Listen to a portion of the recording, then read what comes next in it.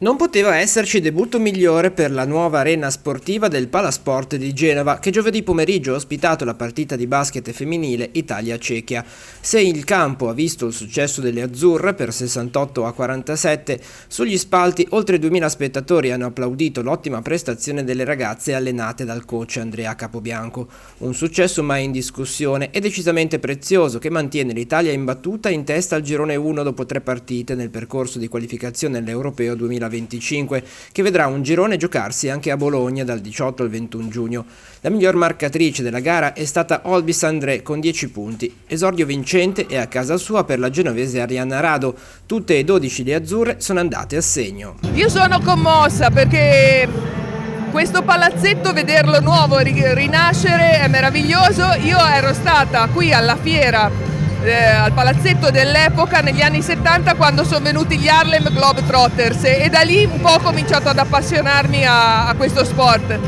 Quindi ritorno alle origini dopo tantissimi anni e vedo delle campionesse meravigliose, perché la nostra Italia ha comunque dentro delle stelle fantastiche. Sabato la nazionale volerà in Grecia, dove domenica sfiderà le padrone di casa a Chalkida.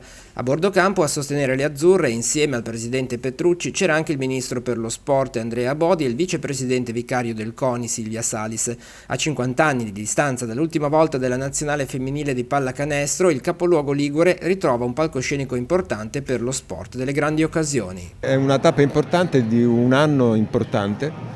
Il prossimo non lo sarà di meno, perché anche la Liguria è regione europea dello sport, con Genova come cuore, ma che allarga gli orizzonti anche al resto del territorio. A noi ci mancava tanto Genova, adesso dopo il Palazzo dovrebbero trovare un imprenditore che investa sulla squadra di basket. Il Palazzo bellissimo, complimenti, capitale europea dello sport, per cui sono tutti i presupposti per portare Genova ai vertici.